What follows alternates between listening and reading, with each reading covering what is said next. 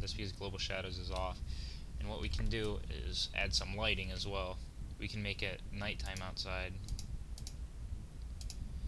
And one of my habits is to change the ambience so it's gray. I think by default it's black, but if you change it to gray, it lightens up a little bit. You can turn off outlines. Let's make it nighttime. And we want our cave to be lit up, right? So we're gonna give all the lava some light. We're obviously wanting to increase the range a bit. Man, that seems awkward. I think we can do a surface light. So we can have the top surface be a light. Yeah, that's what I'm talking about. We can have it be like a reddish color. Ooh, that's BA. So now, already, we have already completely revamped our game.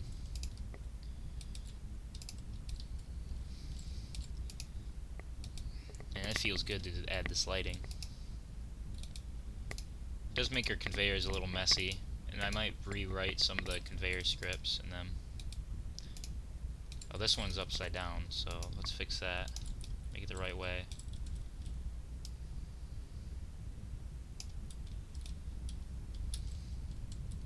No, it was right side up.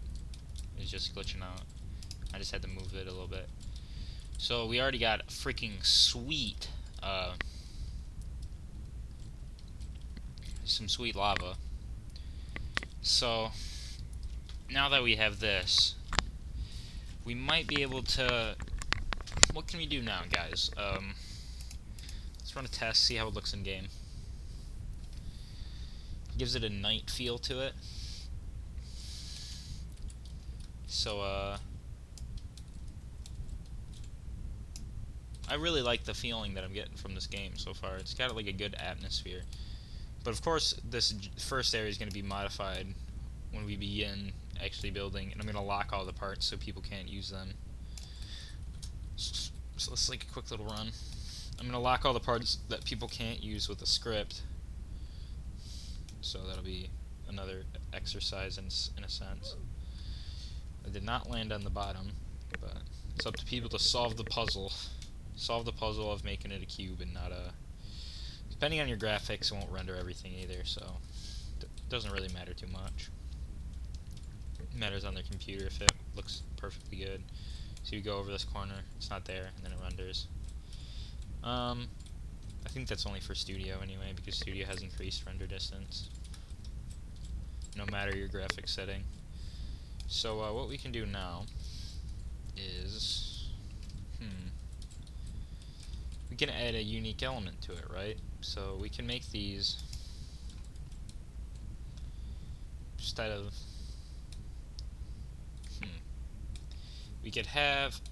maybe we can implement that later. What I was thinking of is having fireproof blocks, and you have a limited number of those, and you have to go across the lava with only the fireproof blocks touching the fire, and everything else melts. But I think that'll be for another day.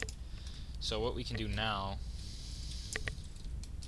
is add some ambience effects. So what do I have open here? Bop, bop. Let's go to the library. We're gonna look for some lava ambience, like some lava noises that'll help give us a little bit of ambience. I said earlier to make your own stuff, but audio really isn't related to Roblox too much. If you can find it, you should use it. But if you can make it, you should. It's kind of one of those do. Handless segue, that's funny. Okay, let's go to audio. Sweet. Pump Roblox 5 days ago. Shout out to you. Possibly, he says it loops too, so that's good. So we're going to listen to it real quick. Verify it.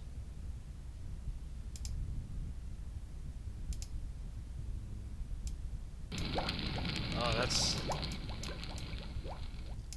that's an awful ambient sound. That's not the kind I'm looking for.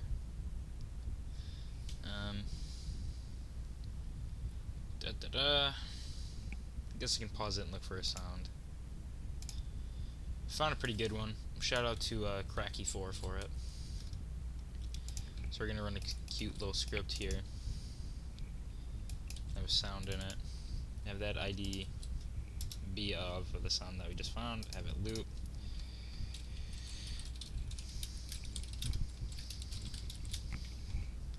So now, in theory, that should start up the ambience when the server starts.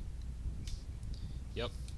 So as you can see, I don't know how it's reacting to my voice with it as well, but it gives us a cute little ambience effect. That's generally it. So now that we have a cool ambience for our game, usually you want to do all the ambient stuff last, but since this is such a simple game, I don't think it'll hurt anyone to just make things look good while we're working on it. I think depending on the size of the games, you might screw yourself over in case we want to do a design change. Cool, we landed on our bottom. Okay. So what we can do now is, I don't know if I tick on filtering enabled if it'll break anything. It'll probably will. So let's go through all the tools we don't need anymore. So there's a lot.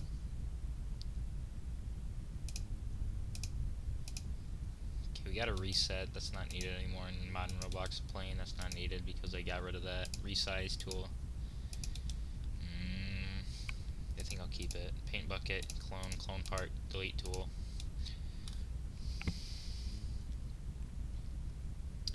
So what we could do is have booths for players. So each player has their own booth to build in. So how we can do that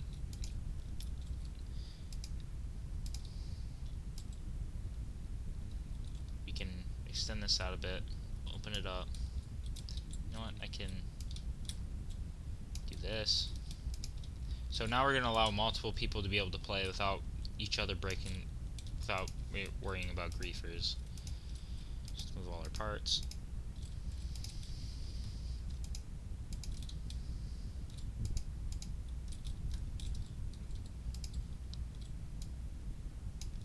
Give it all a step back. This can be the area where all the people merge onto the main area.